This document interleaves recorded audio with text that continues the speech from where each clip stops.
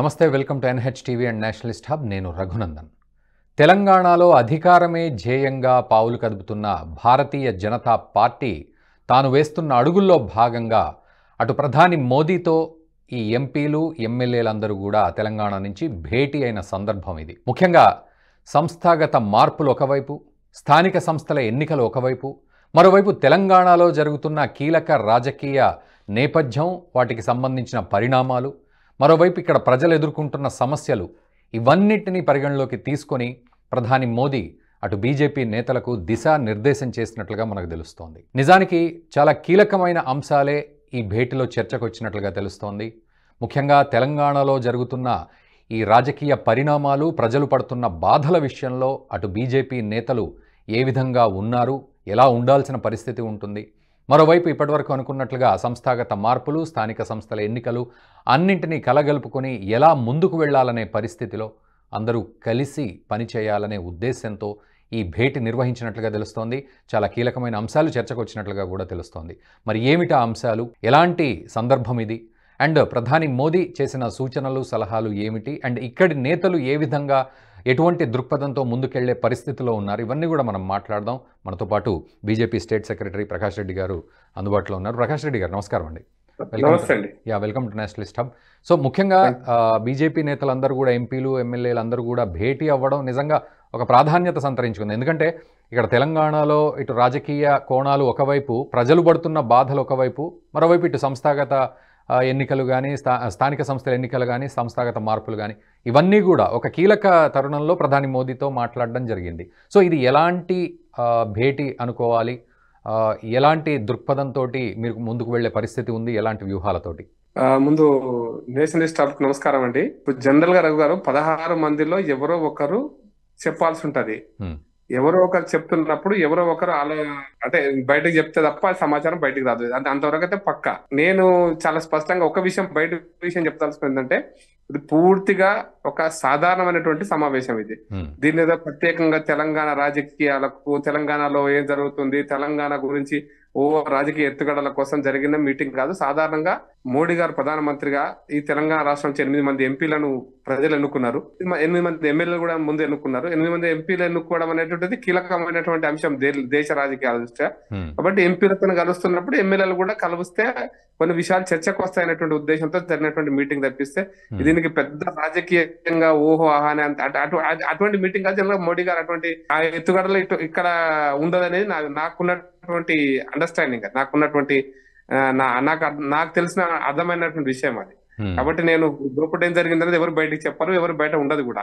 కానీ జనరల్ గా మోడీ గారుతో జరుగుతున్న సమావేశాలు సాధారణంగా ఇట్లా ఉంటాయి. నేను అనుకుంటున్నా ఏంటంటే, ముందు ఎమ్మెల్యేలతో ఎంపీలతో కలవటం అనేది ఒక మంచి సాంప్రదాయం మోడీ గారు మొదటి నుంచి చేస్తారు. మన తెలంగాణ ఎంపీలను కలిసిరు కాబట్టి మనకు అది ఒక పొలిటికల్ వార్త. కానీ దేశంలో ప్రతి రాష్ట్రంలో ఎంపీలను రెగ్యులర్ గా కలుస్తూనే ఉంటారు. అది చాలా సాధారణమైనటువంటి విషయం. కాబట్టి అది అక్కడ రాష్ట్రాలకు వార్త అయి ఉండొచ్చు, మనకు వార్త కాకపోయి ఉండొచ్చు అది మిగతా రాష్ట్రాలకు. కాబట్టి సహజమైనటువంటి ప్రోగ్రామ్ ఇది. దాంట్లో మన ఎంపీలు కూడా, మన ఎమ్మెల్యేలు కూడా ఏంటంటే, చాలా నుంచి తెలంగాణ వాళ్ళ ఎన్నికైన నియోజకవర్గంలో ఇక్కడ కాంగ్రెస్ ప్రభుత్వం ఉంది, తెలంగాణ మీద కేంద్రం నుంచి తేవట్లేదు అనే అంశాలు వచ్చినప్పుడు కొన్ని అంశాలు మోడీ గారు దృష్టికి తీసుకుపోవడానికి కూడా మన ఎంపీలు ప్రయత్నం చేస్తారు. సాధారణంగా జరుగుతుంది, అదే చేస్తారు. తెలంగాణకి ఏం కావాలి, తెలంగాణకి ఏం జరుగుతుంది, తెలంగాణలో కాంగ్రెస్ ప్రభుత్వం మన మీద ఏమైనా ఆరోపణ చేస్తుంది, తెలంగాణకు కేంద్రం నుంచి ఏమేం చేయగలుగుతున్నాం, మనం ఏమేం చేయగలుగుతాం అనే అంశాలన్నింటినీ కూడా మోడీ గారు చర్చిస్తారు.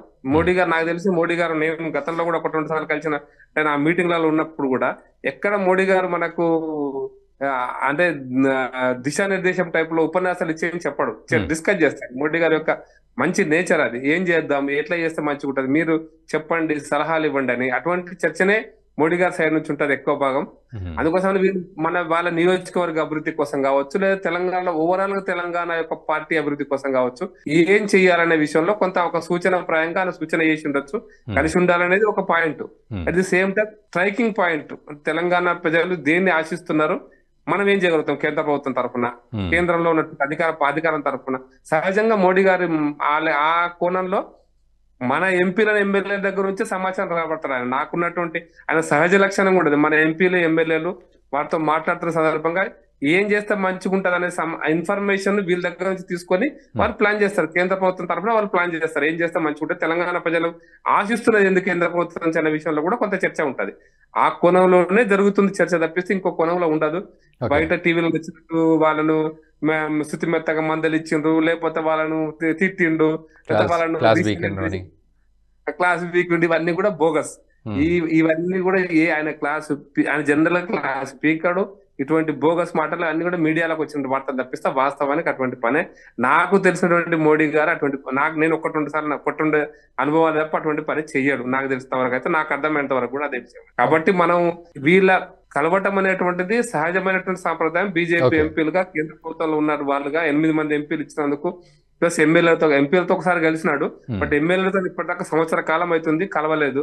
కాబట్టి కలవటం వీళ్ళకు ఉన్నటువంటి ఒపీనియన్ చెప్పడం. ఎందుకంటే తెలంగాణలో చాలా సందర్భాల్లో ఒకసారి జరుగుతుంటుంది. ఇప్పుడు బీజేపీ గతంలో టీఆర్ఎస్ పార్టీ కూడా వాళ్ళు ప్రతిపక్షంలో గెలిచిన శాసనసభలో గెలిచినటువంటి దగ్గర బడ్జెట్ ఇవ్వరు. వాళ్ళు అక్కడ అధికారులను స్పందిస్తే బీజేపీ ఎమ్మెల్యేలు చెప్తే చేయకూడదని ఆదేశాలు ఇస్తారు, చేయకూడదని. వాళ్ళు ప్యారలల్ గా వాళ్ళు ఓడిపోయిన ఎమ్మెల్యేలను ఇన్ఛార్జిగా పెట్టుకుంటారు, వాళ్ళతోనే పని చేయిస్తుంటారు. సరే, రాజకీయ ఎత్తుగడ అది. ఈ సందర్భంగా ఏం చేస్తే మంచిగుంటారనే చర్చ కూడా వస్తుంది కదా. మోడీ గారు అటువంటి సమయంలో నేను ఉన్నప్పుడు గతంలో కూడా మోడీ గారికి రాజకీయ అనుభవం ఉంది కదా. ఆయన ఆర్గనైజేషన్ జనరల్ సెక్రటరీ ఉన్నప్పుడు, హిమాచల్ ప్రదేశ్ లో పనిచేసినప్పుడు, గుజరాత్ లో పనిచేస్తున్నప్పుడు, కార్పొరేటర్లు, ఎమ్మెల్యేలు ఈ సందర్భం వచ్చినప్పుడు ఏ విధంగా యాక్ట్ చేయాలనేటువంటి విషయంలో మోడీ గారికి ఉన్న అనుభవాన్ని వీళ్ళకు కొంత పంచుకుంటాడు. అనుభవాన్ని పంచుకోవడమే, మళ్ళీ నేను నిర్దేశం కాదు, అనుభవాన్ని పంచుకోవడం. వీళ్ళని ఆలోచింపజేస్తే వీళ్ళు ఆ విధంగా యాక్ట్ చేయడం వల్ల పార్టీకి లాభం జరుగుతుంది అనేటువంటిది ఆయన జనరల్ గా చేసేటువంటి పద్ధతి అది. కాబట్టి మోడీ గారు ఆ విధంగా ఏం చేస్తే మంచిగా ఉంటుంది అని కూడా ఒక సలహాలు కూడా చెప్పిండొచ్చు, కొంచెం ఆయన అనుభవాలను పంచుకుని ఉండొచ్చు ఆ విధంగా.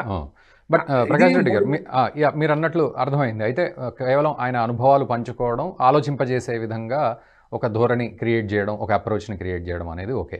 బట్ అయితే ఇక్కడ నిజానికి కూడా తెలంగాణలో బీజేపీ అధికారంలోకి రావాలి అనే ఒక ధ్యేయంతో అడుగులు వేస్తున్న క్రమంలో ఈ సమస్యలు, ముఖ్యంగా తెలంగాణలో నెలకొన్న సమస్యలు, అటు హైడ్రా విషయంలో బాధితులు కావచ్చు, లేకపోతే మూసి ప్రక్షాళన అనే బాధితుల విషయంలో కావచ్చు, లేకపోతే ఇతరత్ర సమస్యల్లో బీజేపీ నేతలు ఎవరికి తోచిన ధోరణిలో వాళ్ళు చేస్తున్నారు, ఏకతాటి మీదకి వచ్చేది కాదు అనే చిన్న విమర్శ ఒకటి కనబడుతుంది. ఇప్పుడు మీరు కూడా అన్నారు కలిసి పని చేయండి అని.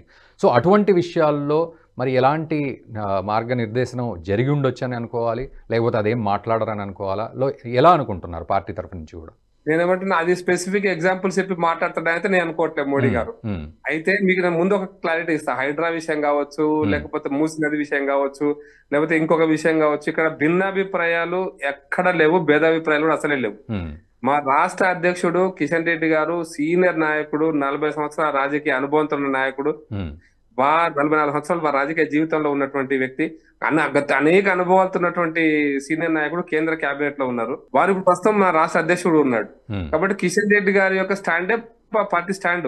ఇంకా వేరే అభిప్రాయం అంటూ పార్టీకి ఉండదు. పార్టీ అధ్యక్షుడు అందరితో చర్చించే ఒక స్పష్టమైనటువంటి స్పష్టతను ఇచ్చేశాడు. జీవన్ మూసి నది గురించి స్పష్టతనిచ్చాడు, హైడ్రా గురించి కూడా స్పష్టతనిచ్చాడు. కాబట్టి ఆ భిన్నాభిప్రాయాలు లేవు. అయితే మీరు మొదట ఏంటంటే పార్టీలో అంతర్గతము, పార్టీలో బహిర్గతం ఇవన్నీ ఉండవు. బట్ ఒక్కటేంటంటే నేను పూర్తిగా అనుకుంటుంటే ఈ సంస్థాగత ఎన్నికలు ఎట్లుండాలి, సంస్థాగత ఎన్నికలు ఏం చేస్తారు, ఇవన్నీ కూడా నాకు తెలిసి మోడీ గారు అధ్యక్షుడు ఎవరుంటే మంచిగుంటారని అడిగినాడు. ఇవన్నీ ఏమి జరుగుతాయని నేను అనుకోను. అధ్యక్షుడి విషయంలో పార్టీ నిర్ణయం తీసుకుంటది, పార్టీ క్షేత్రస్థాయిలో దాని గురించి చర్చించుకుంటారు. అందరి ఏకాభిప్రాయంతోనే పార్టీ అధ్యక్షుడు అవుతాడు. ఏకాభిప్రాయంతోనే కేంద్రంలో పార్టీ పనిచేస్తూ ఉంటుంది. కాబట్టి దాంట్లో మోడీ గారు మాట్లాడారని నేను అనుకోవట్లేదు. మోడీ గారు ఆ విషయంలో చర్చిస్తారనుకోలేదు. మోడీ గారు నాకు తెలిసి జనరల్ కంటే తెలంగాణ రాష్ట్రంలో టీఆర్ఎస్ పాలనలో నష్టాలు, కష్టాలు అనుభవించిన ప్రజలు ఇప్పుడున్న కాంగ్రెస్ పాలనలో కూడా అటువంటి బాధలే పడుతున్నప్పుడు ప్రత్యామ్నాయంగా బీజేపీ ఎదగాలి, దానికోసం ప్రజల కోసం పనిచేయండి. ఇది మొదటి పాయింట్. రెండోది అంటే తెలంగాణ అభివృద్ధి కోసం బీజేపీ కట్టుబడి ఉంటుంది. కేంద్ర ప్రభుత్వం, బీజేపీ కాదు కేంద్ర ప్రభుత్వం కట్టుబడి ఉంది. నెంబర్ 2, ఇప్పుడు మీకు ఇంట్రెస్టింగ్ గా మన జార్ఖండ్ ఎన్నికలు అయినాయి కదా, మహారాష్ట్ర జార్ఖండ్ ఎన్నికలు అయినప్పుడు మహారాష్ట్రలో బీజేపీ గెలిచింది, అందరికీ అభినందనలు చెప్తూనే జార్ఖండ్ లో మరింత కష్టపడి పనిచేద్దాం, మరింత ప్రజలకు దగ్గర అవుదాం, మరింత ప్రజలకు ఆమోదయోగ్యం అవుదాం అని చెప్పి మీరు బీజేపీ నేషనల్ ఆఫీస్ లో మోడీ గారి ప్రసంగం అట్లాగే ఉంది. నిన్న మోడీ గారు ఈ యొక్క ఎమ్మెల్యేల ఎంపీల సమావేశం తర్వాత కూడా అదే రకమైనటువంటి స్టేట్మెంట్ మోడీ గారి పిఎం ఆఫీస్ నుంచి రిలీజ్ అయింది. ఈ రెండు కూడా సిమిలర్ పాయింట్స్. తెలంగాణ రాష్ట్రం యొక్క అభివృద్ధి విషయంలో కేంద్ర ప్రభుత్వం పూర్తిగా కట్టుబడి ఉంది. సాధ్యమైనంత ఎక్కువ తెలంగాణ మరింతగా, ఇంకా కరెక్ట్ చెప్పండి, జార్ఖండ్ గురించి ఎట్లా మాట్లాడో మరింతగా ఏ రకమైనటువంటి సహాయం అవసరమైతే ఏ రకంగా తెలంగాణ అభివృద్ధి కోసం మనం కృషి చేయగలిగితే ఆ రకంగా కృషి చేద్దాం అనేటువంటిది మోడీ గారి అభిప్రాయం.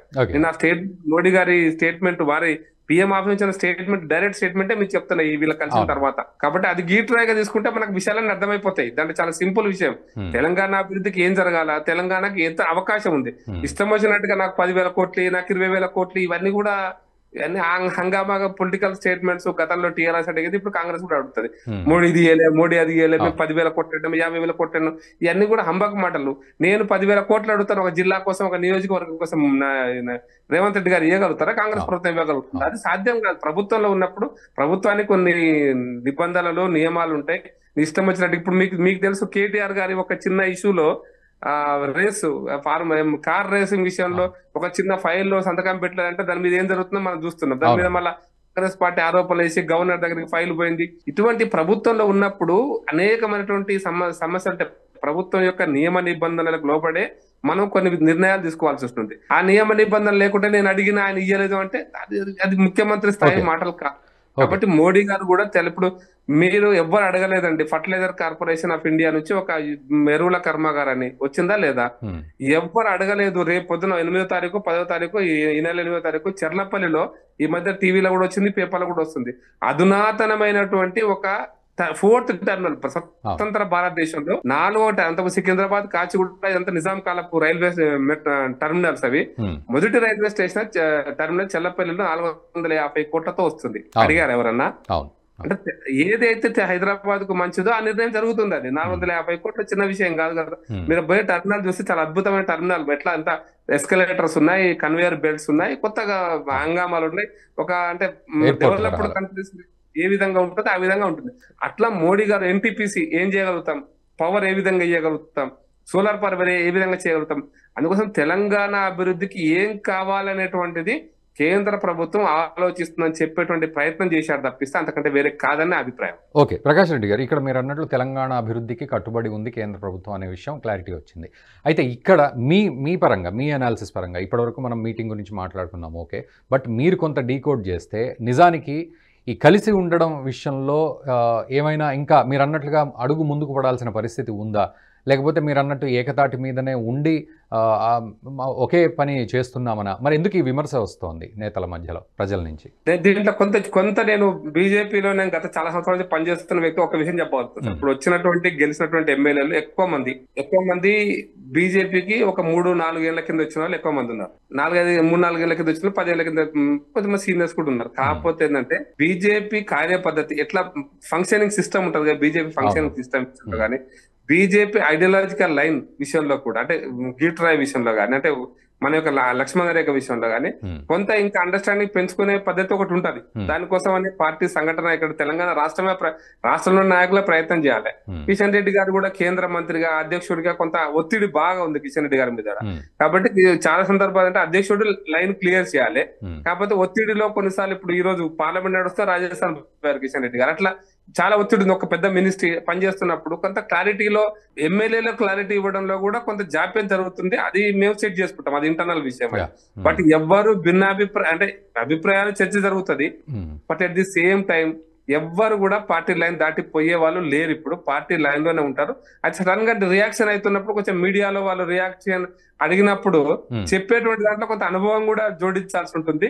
అనుభవంతో అవి కూడా కొన్ని విషయాలు బయటకు వస్తాయి. అనుభవం రాబోయే రోజుల్లో అనుభవాలు ఖచ్చితంగా ఎమ్మెల్యేలను రాటు తెలుస్తాయి, అనుభవాలతో వస్తుంటుంది. ఇప్పుడు నేను ఎగ్జాంపుల్ ఎవరు అడిగారు విజయసాగర్ రావు గారిని, 2nd క్యాపిటల్ హైదరాబాద్ ఉంటుందా అని. గతంలో కూడా చర్చ జరిగింది. ఇట్లా సడన్ గా అడిగేసరికి ఏమవుతుందంటే అనుభవంతో చెప్పేటువంటి సమాధానం వేరు, సడన్ గా వాళ్ళు అడిగేసరికి చెప్పేటువంటి సమాధానం వేరు ఉంటుంది. కాబట్టి అనుభవంతో కొన్ని విషయాలలో ఎమ్మెల్యేలు, ఎంపీలు కొంత రాటుదేలి సమాచారాన్ని ఇస్తారు.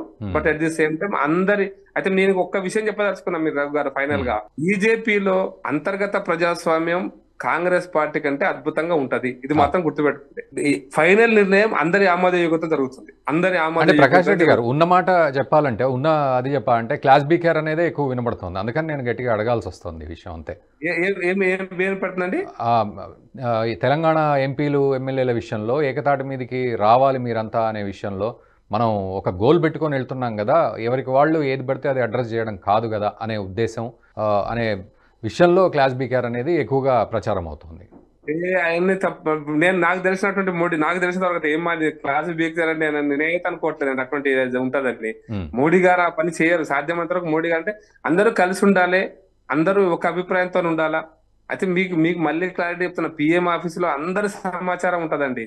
నేను మళ్ళీ క్లారిటీ, పిఎం గారు మన ఎమ్మెల్యేలు కలుస్తున్నారు, మన ఎంపీలు కలుస్తున్నారు అంటే వీళ్ళు ప్రతి ఒక్కరి సమాచారం, వాళ్ళ అంత సమాచారం పిఎం ఆఫీస్ లో ఉంటుంది. ఇప్పుడు నేను ఉదాహరణ చెప్తాను. నేను ఒక మీటింగ్ కు పోయిన ఢిల్లీలో, నేషనల్ కౌన్సిల్ మీటింగ్ అయింది. నేషనల్ కౌన్సిల్ మీటింగ్ ఎట్లా జరిగింది అనేది పిఎం ఆఫీస్ లో ఫీడ్బ్యాక్ తీసుకునే మెకానిజం ఉంటుంది. నాకే ఫోన్ చేస్తారు ఒక్కోసారి, ఎట్లా మీరు వచ్చారా, మీటింగ్ కి వచ్చారా, ఎట్లా జరిగింది, మీ అభిప్రాయం మీటింగ్ లో గురించి చెప్పండి అని ఫీడ్బ్యాక్. ఇంత డెమోక్రసీ ఏ పార్టీలో లేదు. నేను పక్కా చెప్తున్నా, నేను అనుభవంతో చెప్తున్నా. అందుకోసం అని ఇంత సమాచారం అడిగింటాడు, ఆ విధంగా డైరెక్షన్ ఇస్తాడు, ఆయన అనుభవాలను డైరెక్షన్ ఇస్తాడు. అంటే నేను ఇంకా కరెక్ట్ చెప్పాలంటే కొట్లాడుకోవడం గురించి అనుకోండి. ఇట్లా గుజరాత్ లో సురేష్ మెహతా కాలంలో ఇట్లా కొట్లాట ఉంటుండే, కేశుభాయ్ పటేల్ సురేష్ మెహతా ఇట్లా కొట్లాడుకుంటుండే అని చెప్తాడు. అంతే తప్ప మీరు కొట్లాడుకోకండి, మీరు మంచిగుంటేనే నేను చాలా స్పష్టంగా ముందే చెప్పిన మీకు నేను. ఆయన అనుభవాలను మనకు చెప్తాడు, మన వరకు మనల్ని ఆలోచింపజేస్తారు. అయితే ముఖ్యంగా మోడీ గారు ఎవ్వరికి ఈ రకమైన దిశ మీడియాలో వస్తున్న విషయం అయితే నేను అనుభవంతో చెప్తాను, మీడియాలో వస్తున్న విషయాలు ఏవి కరెక్ట్ కాదు.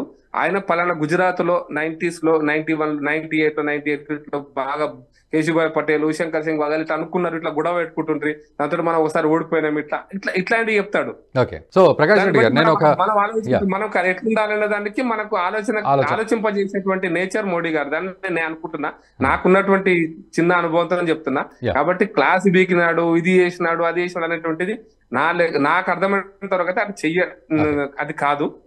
కలిసి ఉండాలి, అందరూ కలిసి పనిచేయండి. తెలంగాణకి వెళ్ళి తెలంగాణ మీరు లడో, తెలంగాణ ప్రజలకు ఏం కావాలో అవన్నీ మీరు పోరాటం చేయండి, తెలంగాణ ప్రజల పక్షాన్ని నిలబడండి, తెలంగాణ ప్రజలకు సేవ చేయండి, ఇవన్నీ చెప్తాడు. ఇవన్నీ ఎవరైనా మీరు అడిగినా నేను అడిగినా అందరం చెప్తాం. ఇది ఎగ్జాక్ట్లీ సార్. అయితే ప్రకాష్ రెడ్డి గారు, ఒక 2-3 ప్రశ్నలతోటి నేను ముగించేస్తా. ఒకటి, ఇప్పుడు రాజకీయ పరిణామాల నేపథ్యంలో బీఆర్ఎస్ కొంత మళ్ళీ పుంజుకునే ప్రయత్నం చేస్తోంది, కొంత తెర మీద ఎక్కువగా కదలికలు కనబడుతూ ఉన్నాయి. సో ఇది కట్టడి చేస్తూ రాజకీయాలు చేస్తూ బీజేపీ అధికారంలోకి రావాలనేది మీ యొక్క మతలబు ఉంటుంది, అది రాజకీయాల్లో భాగమే. అయితే దానికి ప్రణాళికలు ఏమైనా ఉన్నాయా, సూచనప్రాయంగా మీరు చెప్పగలరా? నేను సూటిగా ఒక విషయం చెప్పదలుచుకున్నాను. టిఆర్ఎస్ పార్టీ కేసీఆర్ కుటుంబ పార్టీ, అది పక్కా. కేసీఆర్ గారు వారి యొక్క వయస్సు, వారి యొక్క అనుభవం, వారు ఈ రాష్ట్రాన్ని పరిపాలించినటువంటి పద్ధతి ఇది. ఈ 6 నెలల్లో ప్రజలు మర్చిపోయారని నేను అనుకోను. ఈ 6 నెలల్లో ప్రజలు మర్చిపోయినారు, ఆ యొక్క పరిపాలనలో ఉన్న కష్టాలను, నష్టాలను, బాధలను మర్చిపోయారని అనుకోను.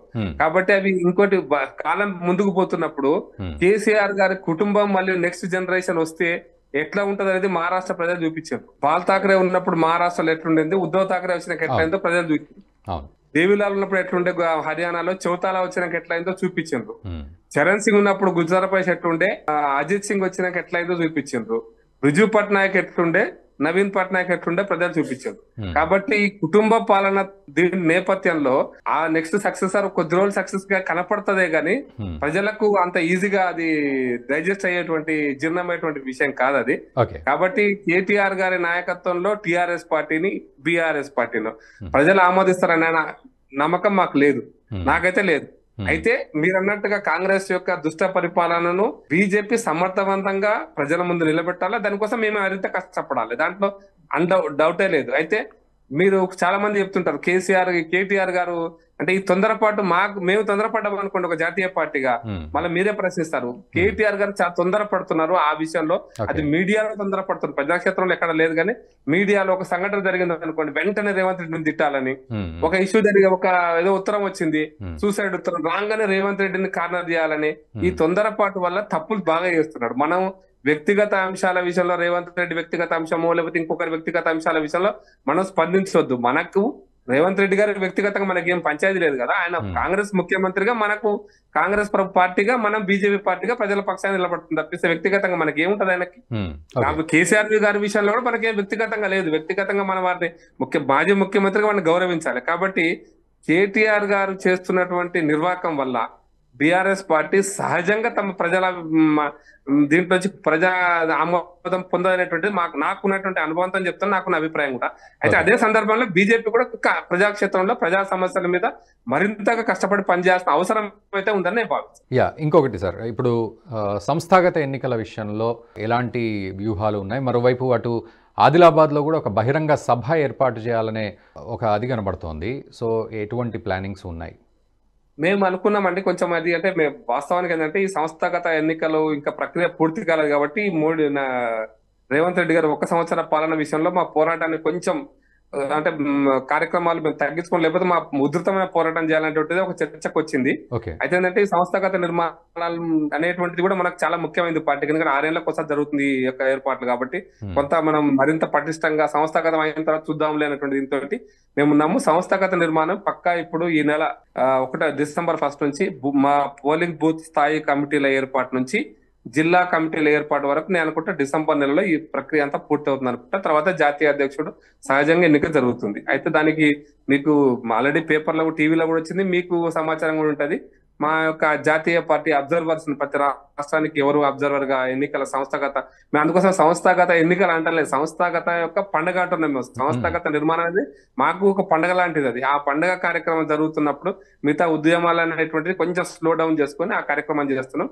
డిసెంబర్ 1వ తారీఖు నుంచి డిసెంబర్ నెలాఖరు వరకు నేను అనుకుంటున్నా బూత్ స్థాయి ఎన్నికలు మా పార్టీకి సంబంధించి మండల స్థాయి ఎన్నికలు కూడా పూర్తి అయిపోతాయి. వీలైన వరకు చాలా ఎక్కువ జిల్లాల ఎన్నికలు కూడా పూర్తి అవుతాయి అనుకుంటాం. మా టార్గెట్ అన్ని జిల్లాలు, అన్ని డివిజన్లు, అన్ని పోలింగ్ బూత్లలో సాధ్యమైనంత వరకు చేయాలని. మేము 25,000 పోలింగ్ బూత్లు అవుట్ ఆఫ్ 35,000 25,000 పోలింగ్ బూత్లలో ఫస్ట్ అండ్ సెకండ్ ఉన్నాం మన పార్లమెంట్ ఎలక్షన్స్ లో. అదే గీటు రాయిగా, అదే మైలు రాయిగా మేము ఆ 25,000 పోలింగ్ బూత్లలో ఫస్ట్ ఫేజ్ ఎంత సాధ్యమైన తొందర 1 వారం రోజుల 10 రోజుల లోపల ఆ బూత్ కమిటీ ఎన్నికల యొక్క ప్రక్రియ పూర్తి చేస్తాం. ఆ తర్వాత 30వ తారీఖు నాడు మా కార్యాచరణ కోసం సపరేట్ మీటింగ్ కూడా ఉంది. కాబట్టి అది పూర్తి చేసుకొని మండల కమిటీలు, జిల్లా కమిటీలు అయిపోతే సహజంగా జాతీయ కమిటీ, రాష్ట్ర కమిటీ అవుతుంది. నేను అనుకుంటే జనవరి 15 సంక్రాంతి పండుగ కొంచెం అటు ఇటుగా మా ఈ యొక్క సంస్థాగత పండుగ, సంస్థాగత పర్వ అని మేము అనుకుంటున్నాం. ఆ పర్వ పూర్తవుతుంది. ఆ తర్వాత జాతీయ అధ్యక్షుడు ఎన్నిక కూడా పూర్తవుతుంది.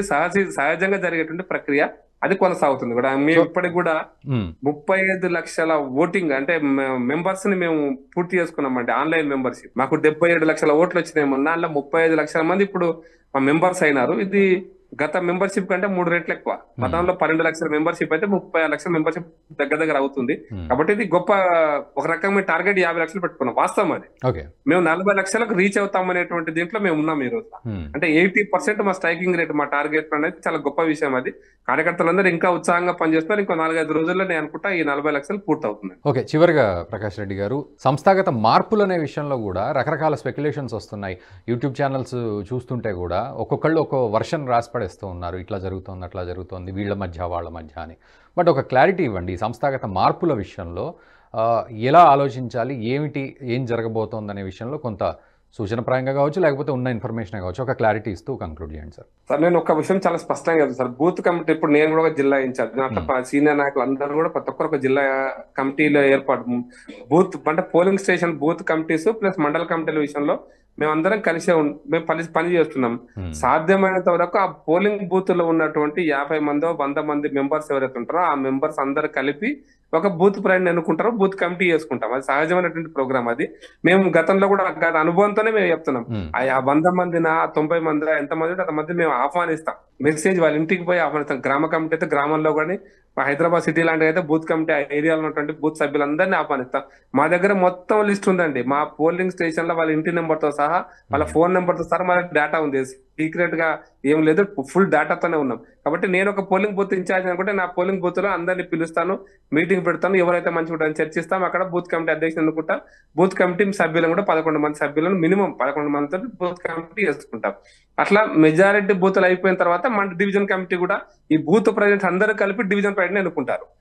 డివిజన్ ప్రెసిడెంట్స్ అందరూ కలిపి జిల్లా కమిటీని ఎన్నుకుంటారు. ఏకాభిప్రాయానికి ట్రై చేస్తాం. కాకపోతే భిన్నాభిప్రాయాలు ఉండి 2-3 పోటీ పడ్డప్పుడు స్టేట్ పార్టీ నుంచి సీనియర్ నాయకులు పోతారు, వాళ్ళని ఒప్పిస్తారు. అందరి అభిప్రాయంతో ఏకాభిప్రాయంతో మా జిల్లా అధ్యక్షులు 90% అవుతారు. ఎక్కడ ఎలక్షన్ తప్పదనుకుంటే పెడతారు.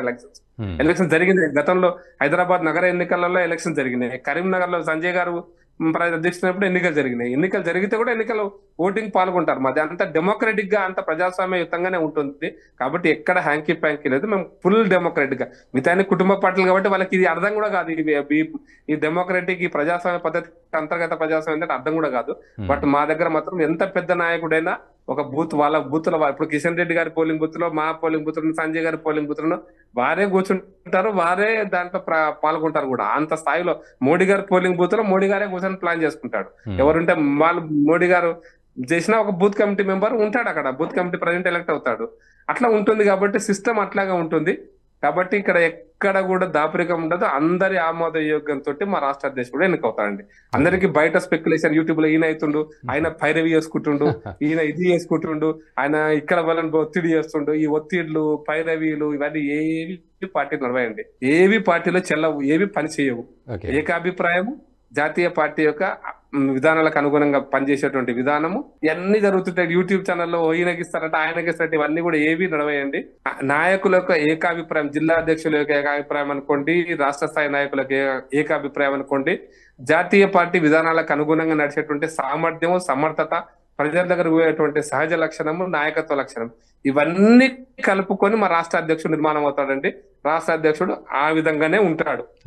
కాబట్టి మేము దాన్ని హ్యాంకీ ప్యాంకీ పైరవీ చేసుకుంటూ వస్తా అనుకుంటే చాలా మంది పైరవీలు చేసుకుంటారు. బీజేపీలో పైరవీలు చేసుకుంటే రావు, ఒత్తిడి చేస్తారు రావు.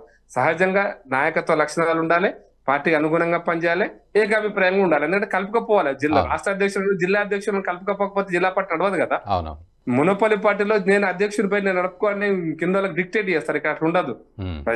డెమోక్రాటిక్ ఎన్నికైన వాళ్ళు కాబట్టి వాళ్ళకు కూడా సత్తా ఉంటుంది, వాళ్ళు అపాయింట్ చేస్తారు. Right sir, thank you very much Prakash Reddy గారు. వాల్యుబుల్ టైం స్పెండ్ చేశారు, చాలా విషయాలు మాకు క్లియర్ చేశారు. Thank you very much sir.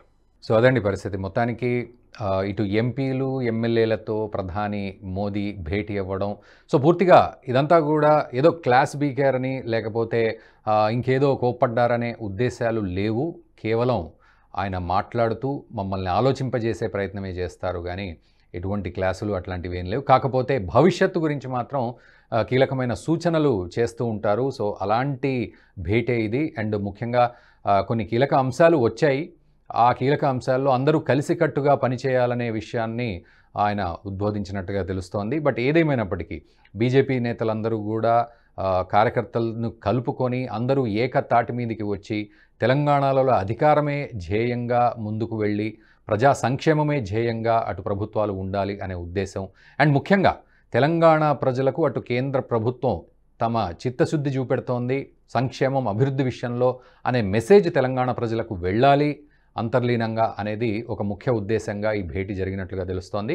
రాజకీయాలు అన్నప్పుడు చాలా రకాల విమర్శలు, స్పెక్యులేషన్లు అన్నీ వస్తుంటాయి కానీ బట్ అంతర్లీనంగా నేతల భేటీ మధ్య జరిగే ఈ అంశాలు ఎక్కువగా బయటికి రావు. బట్ ఏదేమైనా ఒక మంచి తరుణంలో ఒక మంచి మెసేజ్ ఇచ్చే ప్రయత్నం ప్రధాని మోదీ చేశారు, నేతలకు దిశానిర్దేశం చేశారు.